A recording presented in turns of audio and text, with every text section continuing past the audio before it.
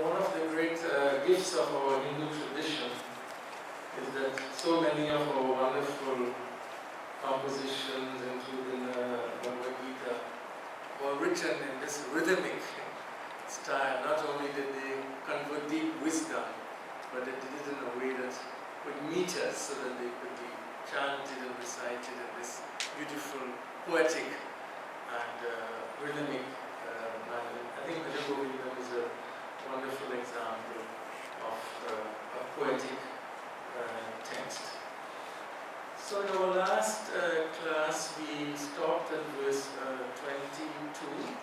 So today we will begin with the 23rd verse of the text. Shankara's disciples are still contributing their thoughts. So verse 22.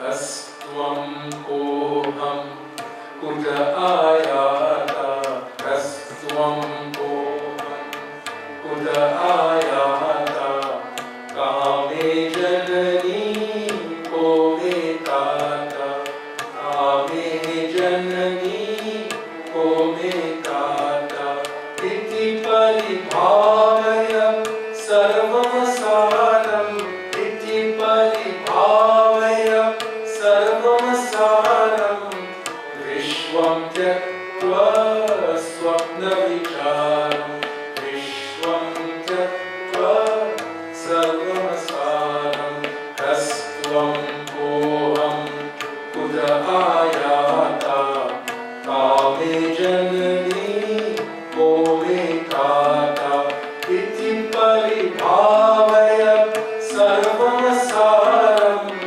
vishwam tyaktva swapna vicharam, bhaj govindam, bhaj govindam, govindam bhaj mudhamate, bhaj govindam, bhaj govindam, govindam bhaj mudhamate. So this verse introduces us to an idea that we saw before, which is the importance of inquiry, the importance of asking questions to the teacher. And this is a very important part of our Hindu tradition. If we look at what our practice is, especially where religious teaching is concerned, we see one very important historical fact. And this is that religious wisdom, religious teaching was only given in response to a request for that teaching. Now that sounds very simple, but it's a very important practice, a very important part of our tradition, that religious teaching is only given in response to a request for teaching. And as you know, the tradition is a student would go to a teacher, would approach a teacher. This is also mentioned in the Bhagavad Gita. And one seeks this by questioning, asking questions to a teacher. Why I emphasize that, and this is the point of this verse, is that, when one looks at history, one sees so much bloodshed, so much violence, so much suffering inflicted in the effort to impose religious teaching. Now, if the practice was to give teaching in response to a request for teaching, then it would have been a very different reality. But the attempt to impose teaching with the use of political power or with the use of an army, and there are many historical examples of it, has littered the world with suffering. And so here we see this disciple emphasizing that you should learn by asking questions. Only when you ask questions do our great acharyas teach. So they never had the kind of missionary approach. Now, of course, our world has changed and our teachers travel, and that's important because they're not easily accessible. They come to us, but even so, the method is still, I would say, a different method. You are invited to attend. You may or may not attend a teaching or a lecture, but no one, confronts you in your face with religious teaching. The idea also is that religious wisdom or religious teaching cannot be received unless you are also ready for it, unless you are interested in it, unless there is a certain growth, a certain maturity of mind and heart.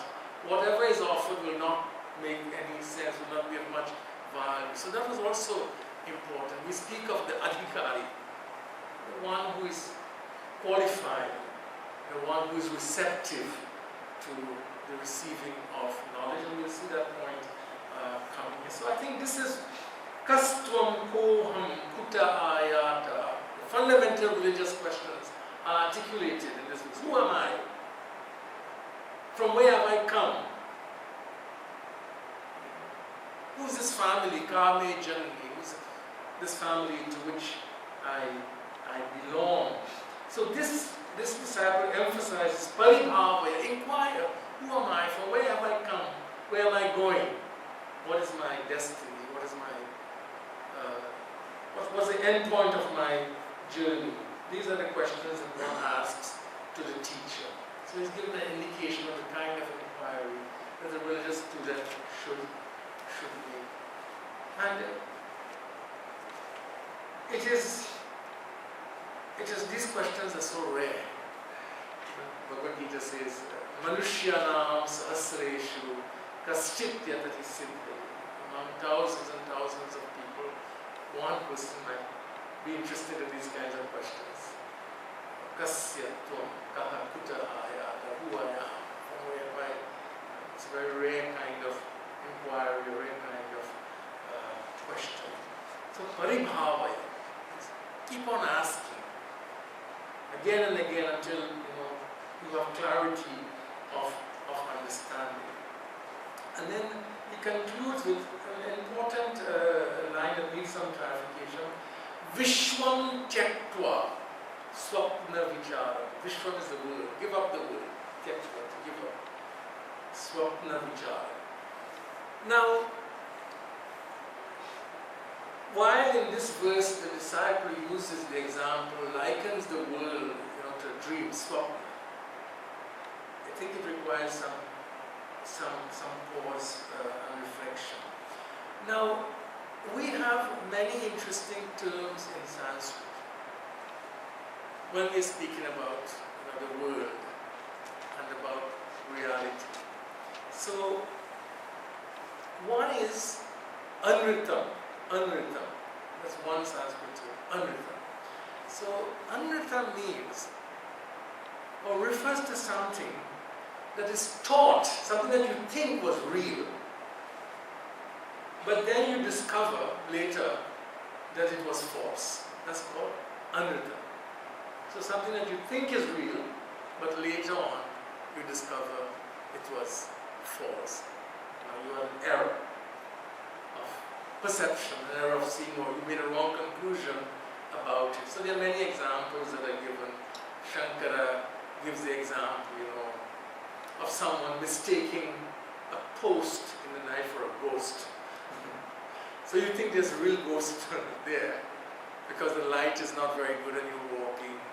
Or you may mistake the post for a person standing there, and then you go closer and you see, no, it's not a person, it's a post, it's a lamp post. So that's called anritam. Something that you thought was real, but then later on you discovered it is not real. Then the second word in Sanskrit is tuchya. And tuchya means something that never existed. So they give many examples of this as well, like a dog's horns, the horns of a dog. A dog's horns are called tuchya, never existed. A square circle. or Shankara often says, flowers growing in the sky will be called tuchya. Something never existed, it's only a word, but doesn't have any substantial existence. That's called tuchya. So, anritam, something that you take to be true, but then you discover it's false. And then tuchya means never existed. It's a contradiction to speak of a flower growing from the sky or a dog's horns. Dogs don't have horns. And then the third one is, in Sanskrit, is called mithya. Mithya. Mithya. Now, mithya is the appropriate word to use for the world. The world is not tuchya. Why? Because our Acharya says, in Sanskrit we say that the universe, Jagat, is pratyaksha siddha, means it is established by perception. It is not non-existent, because the dog's horn nobody ever saw. But the world we see, we experience. So it's pratyaksha means by perception, the reality of the world is experienced. That's yes, pratyaksha siddha. It is perceived, established by perception, you can't doubt it. So it is not tuchya. And it is also not anritam. So in the case, look at the examples of anritam, like you're walking in the night and you see this object which you think is a human being, and then you come and you see, and you actually see head and hands and all of that sometimes. You can mistake something in that way because you're projecting. You're projecting, your mind is projecting, so even though it's supposed, but you sometimes you see a head and you see arms, and the light may play on this object in a certain way, you may see movement. But then you go to it and the person you saw has disappeared, no longer exists. You see the first. So the world is not like that. Even for the person who knows God, even for the liberated person, the Jivan Mukta expression, liberated person, the world still is. The world exists. It doesn't disappear. The person may understand it differently, but the world is the world. So mithya. Mithya is the right word. And mithya means, the opposite of mithya is satyam. So the opposite of mithya is satyam. In fact, there is no mithya without satyam. So when we say something is mithya, we mean that it depends on something else for its existence. It doesn't exist independently. So mithya means that it's an effect. Mithya means this karya. It's an effect, which means it has a cause upon which it depends for its existence. And we can, there are many examples. We will say clay pot. It's a classic example, clay pot. So that we call that mithya. Why? Because there is no clay pot without clay. So clay is satyam. So in this example, we speak of clay as satyam and clay pot as mithya. Not that it is non-existent, because you can take it and drink water from it. You can't drink water from a non-existent clay pot. You can't drink water from a tucham clay pot. But you can drink water from a mithya clay pot because it has use. But it is dependent on something else. It is an effect. Clay is satyam, clay pot is mithya. The reflection in the mirror. Yes. Without you, there is no reflection. So, sunna is satyam, reflection in the mirror is, you can say it's mithya. So, we don't, sometimes, like he used the example, swapna vicharam, the world is like a dream, but you can't take it in literal sense. Here we have to understand it as mithya. When we speak of Brahman as Satyam,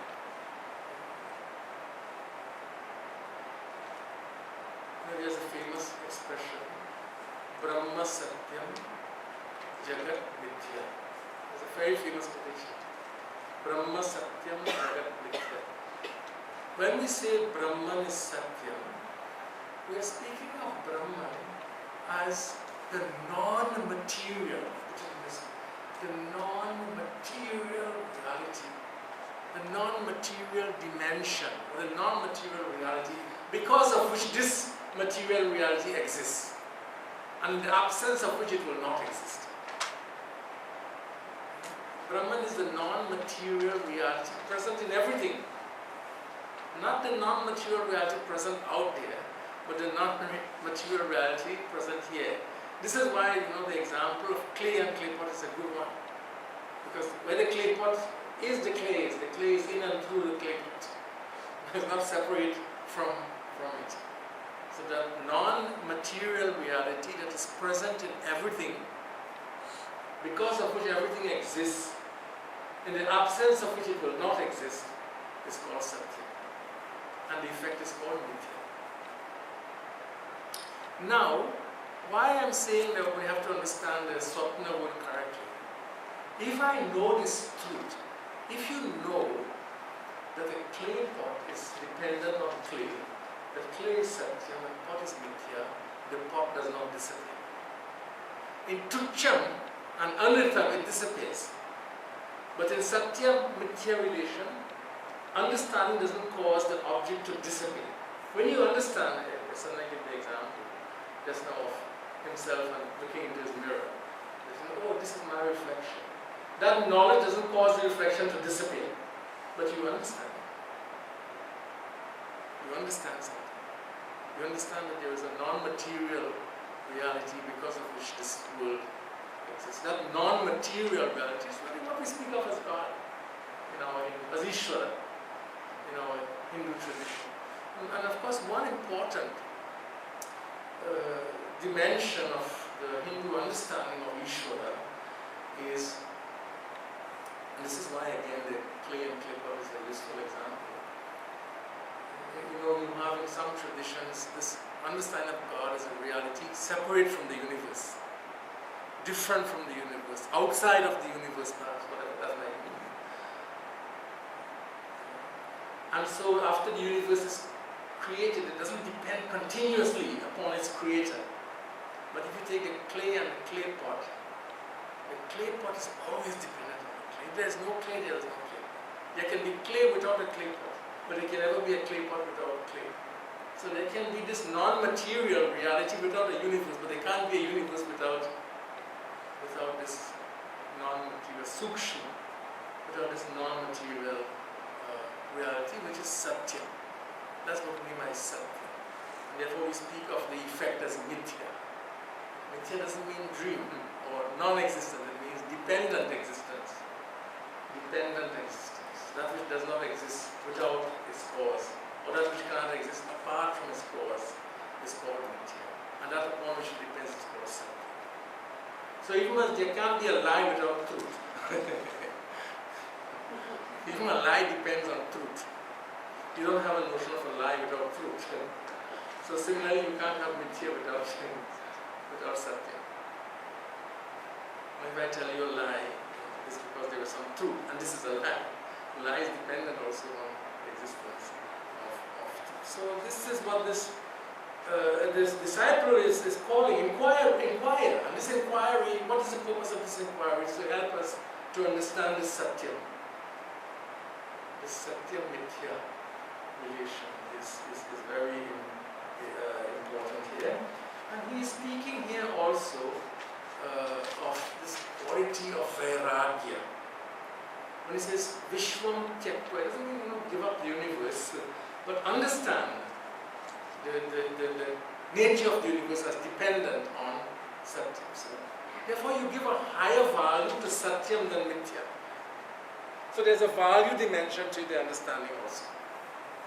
When you understand that one is dependent, one is cause and one is effect, one is dependent on the other, not that you dismiss the effect, but you give a higher value to the cause. And when you give a higher value to the cause, you are entering what we call vairagya. It's a certain kind of detachment. Not that you return your back to the world, but you understand what is ultimately valuable.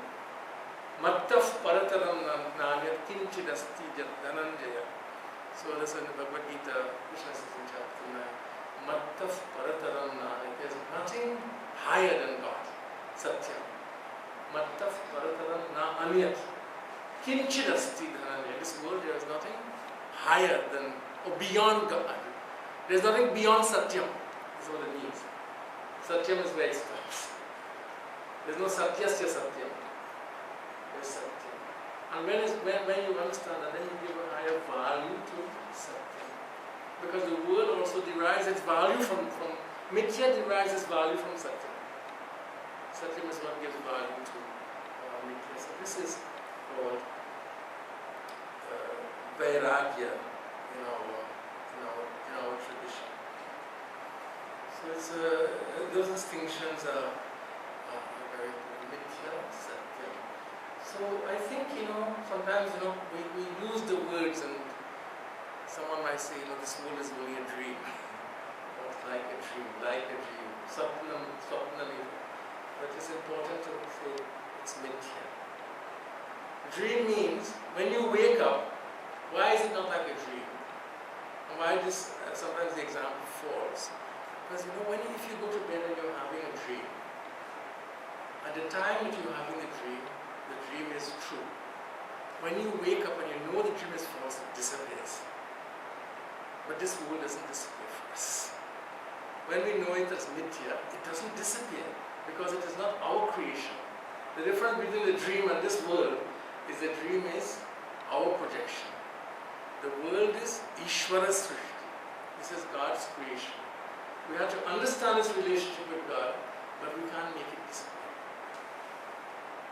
We can't make it disappear. We have to live in it as best as we can. We have to live in it with wisdom.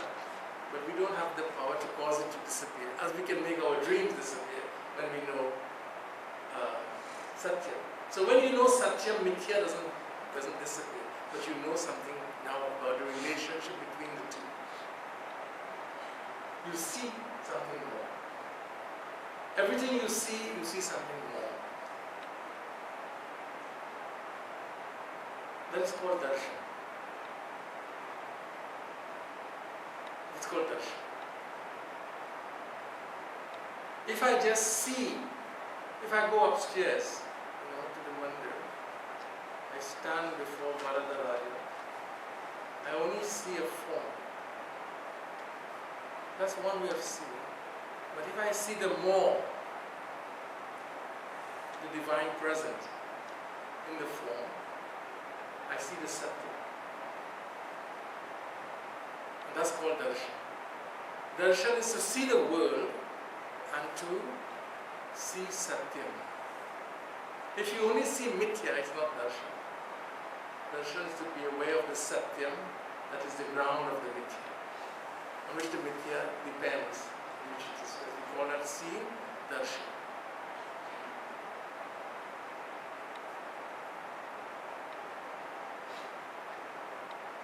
Yada ditya gatam tejo, Bhagavad Gita says. Yada ditya gatam tejo, jagat bhasayate.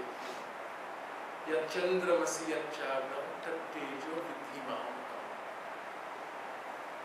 So, yada ditya gatam teja. Yada aditya, the sun, we talk about seeing the sun. Yada aditya gatam tejo, jagat bhasayate. The light of the sun, Aditya, that brightens our own world. You can just see it as sun. And the moon, it goes to the moon. Aditya gatam tejo jagat bhasayate. Yat chandramasi, the moon, yat agni fire. That tejo vidhimamaka. The light that's present in the sun, in the moon, and the illumination of fire. That tejo vidhimamaka. in it, see me also. So that's see Satyam. And then that is darshan. And then all seeing becomes, this is what we mean by darshan. Whether it's seeing a river, Ganga darshan, Himalaya darshan, whatever it is, we go to pilgrimage to Yatra, we go for darshan. We hope to see, to become aware of Satyam. It's a very beautiful vision. Very beautiful vision. The next verse we have.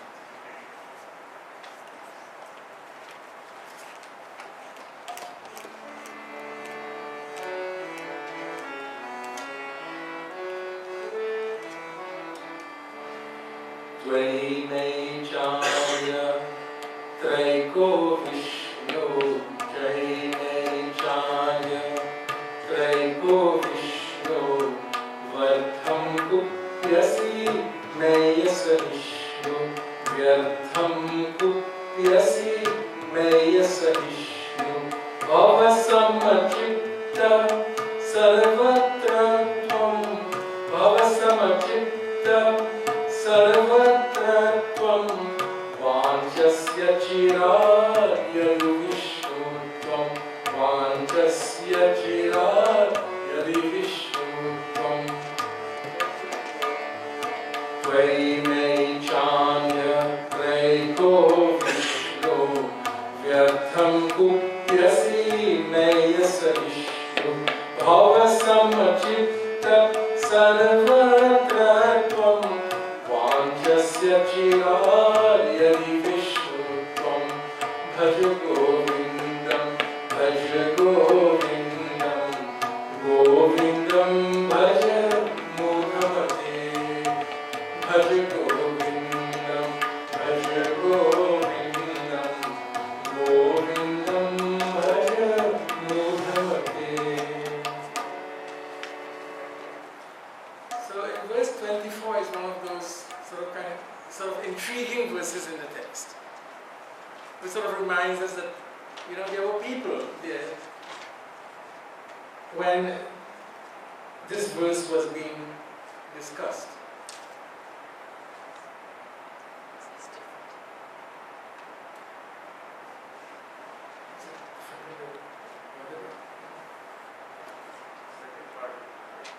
Second part is first one is Okay, I was looking at a different text. So that's okay.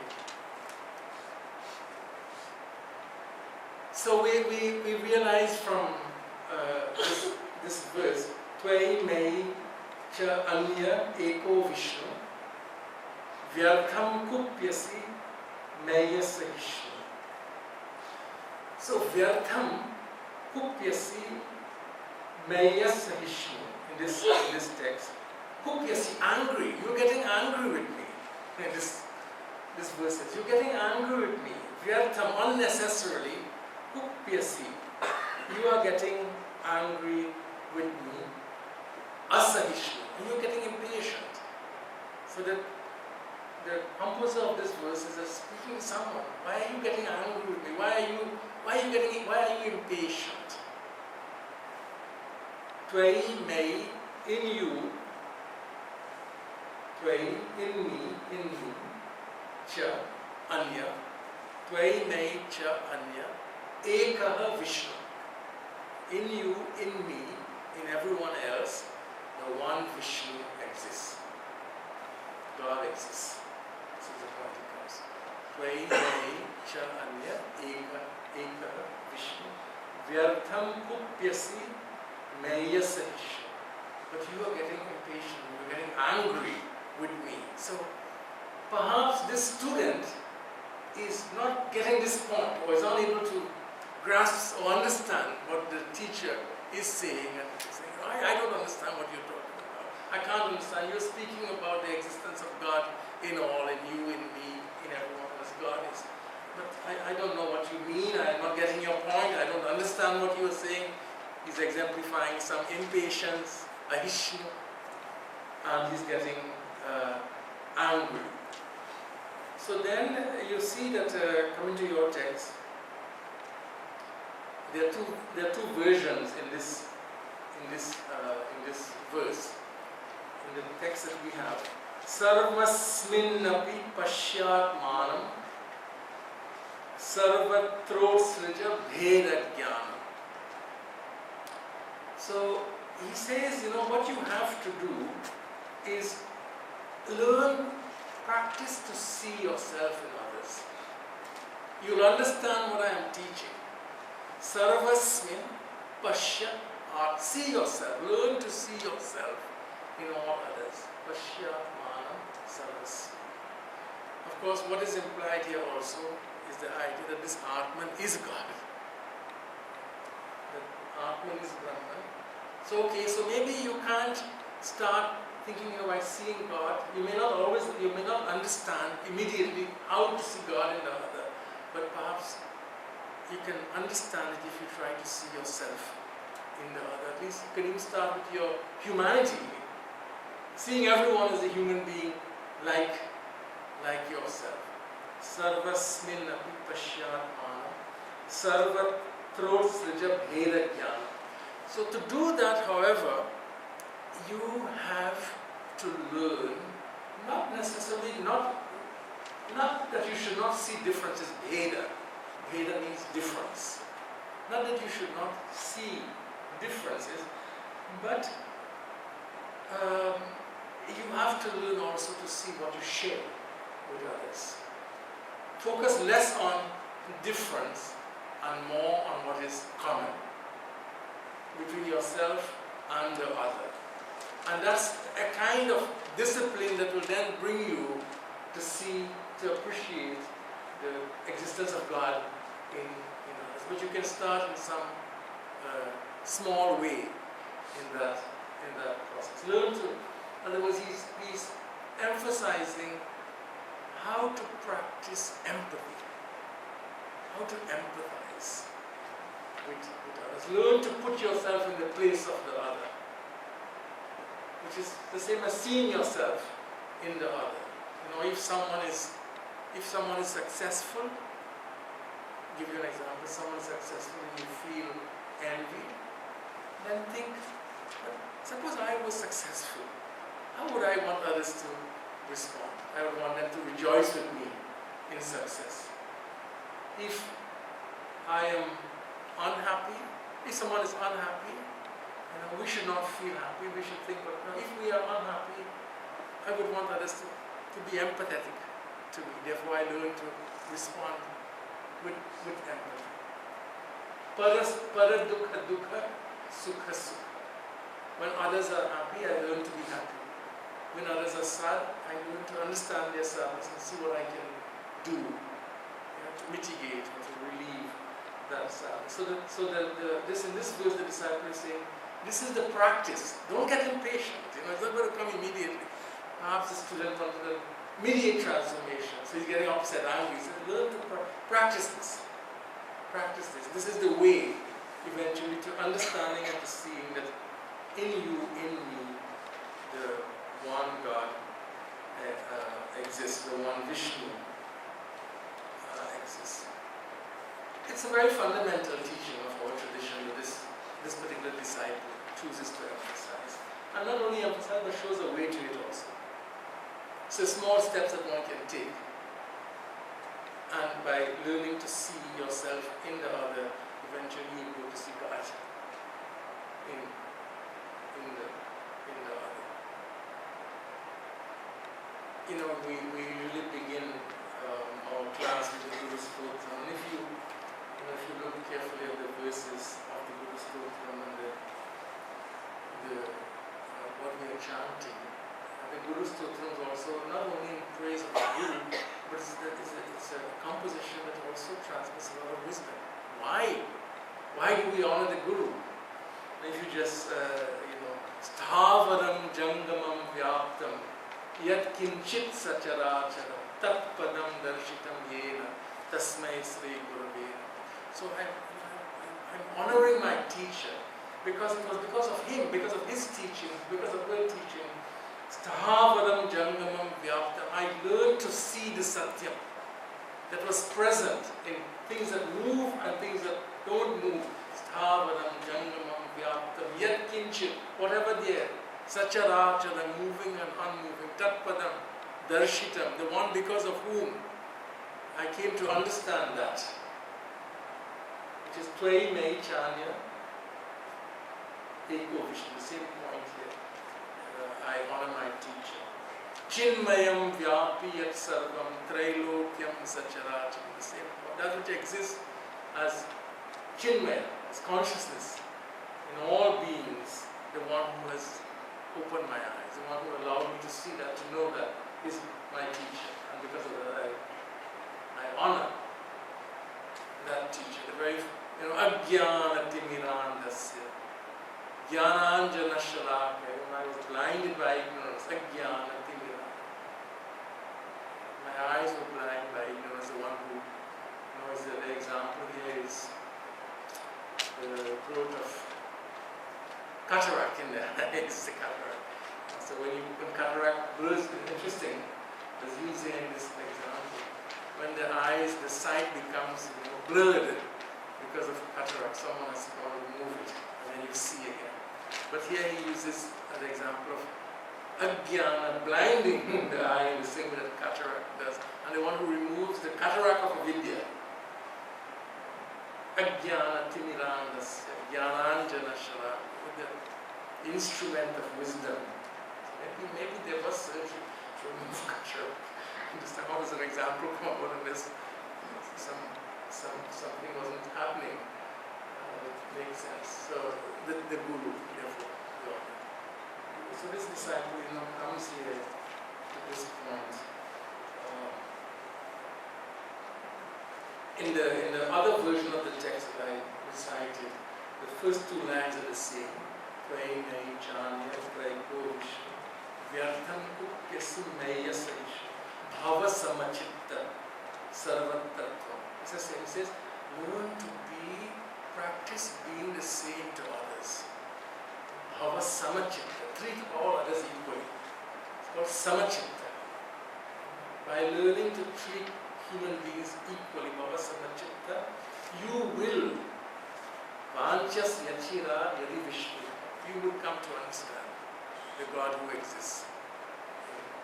Because if you don't treat others Samachitta, if you don't have Samachitta towards others, you will not awaken, you will not come to understand the divine that exists.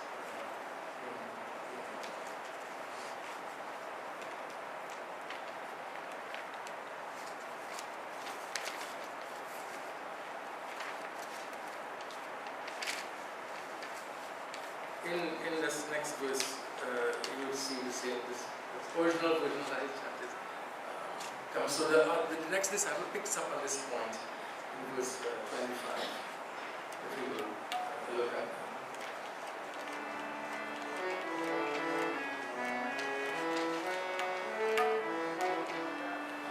Shatrau mitre putre bandhau, Shatrau mitre putre bandhau, ma kuru yatnam vigraha sandhau, ma kuru yatnam vigraha sandhau, bhava samachitta sarvatra tvam, bhava samachitta sarvatra tvam, vanchasya chirad yadi vishnu tvam, vanchasya chirad yadi vishnu tvam, shatrau mitre putre bandhau, ma kuru yatnam vigraha sandhau, bhava samachitta sarvatra tvam, vanchasya chirad yadi vishnu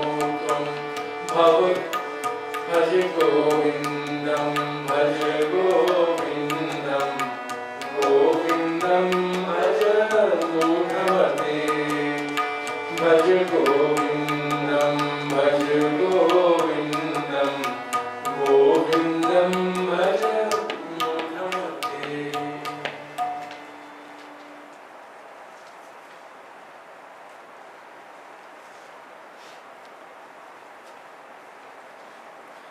Shatrau Mitre Putre Bandhav Makuru Yatnam Vigraha Sandra. So this disciple picks up on the earlier verse and says, pointing to a human tendency sometimes, a human orientation to classify people, to put people into categories. Who is my friend? Shatra, Mitre. Who is my friend? Who is my enemy? Shatra, Mitre. Who belongs, who is my family, who is not my family. It's the very opposite of Samachita. It doesn't mean that we don't have special relationships with family members also, but sometimes one can take it to such a far extent that there's such a radical difference between how one might treat a member of one's family and one who's not seen as a member, or how you might treat someone who's a friend and someone who's not a friend. This kind of bheda, dividing the world, classifying the world, compartmentalizing people in this way is what this disciple is talking about. He says, don't expend all of your energy in that kind of bheda buddhi. We call that bheda buddhi. This dividing. And not only dividing, but treating differently on the basis of these classifications that we make is the very opposite of samachitta. So ma kuru yatnam vigraha sanam. Don't spend all of your energies, deciding or dividing people, classifying, and then treating them on the basis of your classifications. Bhava samachitta. This is what I would say. This is bhava samachitta. Learn to become samachitta. One who treats all human beings with dignity, with respect, with value.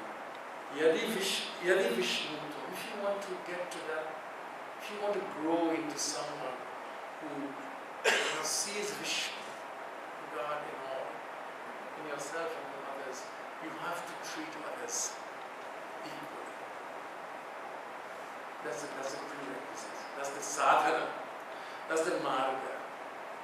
And the very opposite of that is classifying. All the time engaging in this process of classifying people, placing them in boxes, and then responding to them differently on the basis of which box we put them.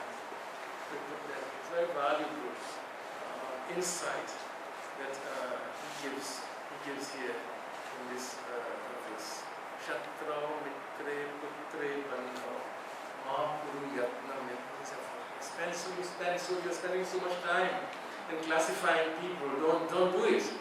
Save your energy. Use your energy to treat all others equally, with respect. And then alone, you will see God. We have so many ways in our tradition so many practical and helpful ways that we want to bring to keep this kind of consciousness, this mindfulness alive. All of which we're familiar with. The way we greet others. Namaste. Yes, exactly. Learning to see God in others. In some parts of India, people will say Ram Ram when they meet someone. They'll take the name of God, which is sort of an awakening, kind of mindfulness. When he was writing his version of the Ramayana, Tulsidas at the very opening, he came to this point. A very beautiful Chaurma. He says, Akara chari lakha chaurasi, jati jiva jalathala navarasi. He says, as I look at this world, as I survey this universe, I know that there are so many different kinds of beings. Akara chari lakha chaurasi, jati jiva jalathala navarasi. And they're classified in all kinds of different ways on the basis of jati, species, and where they inhabit in this universe. Jati jiva jalathala navarasi. Some live in the atmosphere, some live on earth, some live beneath the earth, some live in the oceans. I will never know. He's saying, I will never know all of these beings, all of these species, because it's just too much, and life is so complex and exists in so many different ways. But I know one thing. I don't know the details of all of these species, the habitat, the ecosystem in which they live, the biology. I will never know. There's too much. But what do I know? Because he's a devotee of Sri Ram. So he turns to Sri Ram. And for him, he has a very beautiful name for God. It's a compound, Siaram. For him, God is Siaram. Both the feminine and masculine. This comes in this very beautiful colloquial expression, Siaram. That's his word for God, Siaram. To include, sure, God is beyond gender. But I know he says, Siaramamai Sabha Jagajani. But what I know is that God exists in all of these. I don't know them, I may never know all of them. But I know Siaramamai Sabha Jagajani. But in all of them I see my Siaram. Siaramamai Sabha Jagajani Karahu Pranam Ajora Jugapani. And then he goes to what it means ethically for him. So he doesn't say Siaramamai Sabha Jagajani. Then he ends Karahu Pranam Ajora Jugapani. And therefore I express the deepest respect to every living being. Karahu Pranam Jora Jugapani. Therefore I bring my hands together in profound respect for every being, most of whom I will never know. But because I know one thing about him, and for me, he says, for me that's the most important. Because that informs how I treat them, how I regard them, my relationship with them, my attitude towards them. It's very beautiful. Chauka. That's Akara Chari Laka Chaukas. So, very beginning of Ramcharitmas. Jati Jiva Jalatana Upas. Siaram and Sabha. In a sense, the whole of the Hindu tradition is contained in us. This is where we get everything. Our Namaste comes from that. So I think we will stop here today. When we meet next time, we will finish this text, 27. We have some practical advice. 27, verse 27 is the last verse of the disciple. And then Shankara comes back again in the last 4 verses. And he concludes the poem. We will conclude next class.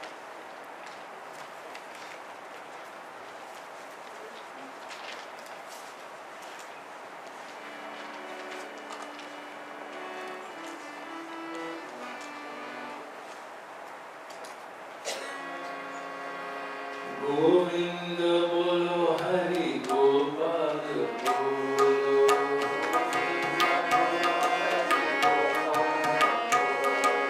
Govinda bolo Hari Gopal bolo.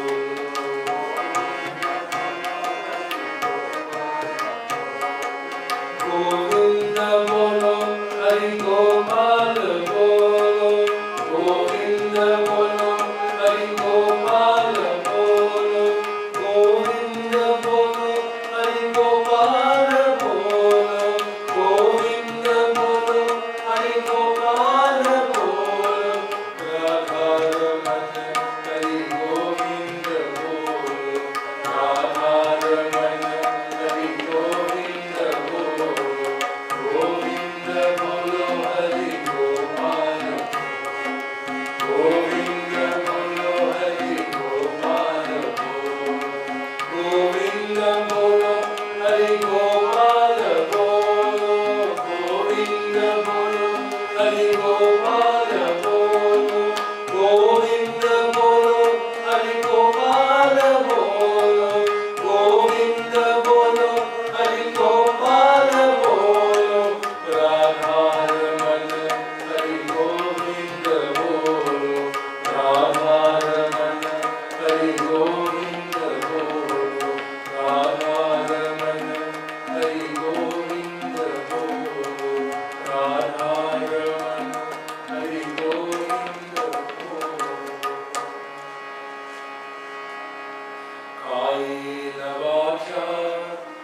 मनसेन्द्रियैर्वा बुद्ध्यात्मना वा प्रकृतिस्वभावात् करोमि यद्यत् सकलं परस्मै नारायणायेति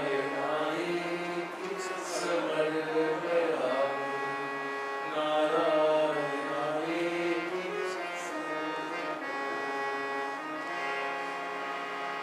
ॐ शान्ति शान्ति शान्ति Please return these things here. Next week Dr. Sane is speaking, right? I believe Next week Dr. Sane is speaking. Here's a homework for you. When you come, next time you come to listen to Dr. Rambhajan. Over the years in his teaching, he has taught us to watch out for 6 things that are hidden inside of us, that pop up at unexpected times. Kama, Krodha, Lobha, Moha, Mada, Matsarya. I want you to read Bhajagovindam from the beginning and relate how Shankaracharya explains Kama, Krodha, Lobha, Moha, Mada, Matsarya, where they appear. Very interesting. Very interesting to look at that. And best example of a great man who had all of these things in him that came at various times to upset his tapas, Vishwamitra. Vishwamitra had all of them. So it's nothing wrong about having all of those, but Shankara cautions you, he wants you to go back and read from the beginning to see where he mentions these things for us. Very wonderful. Thank you, Prasad. good.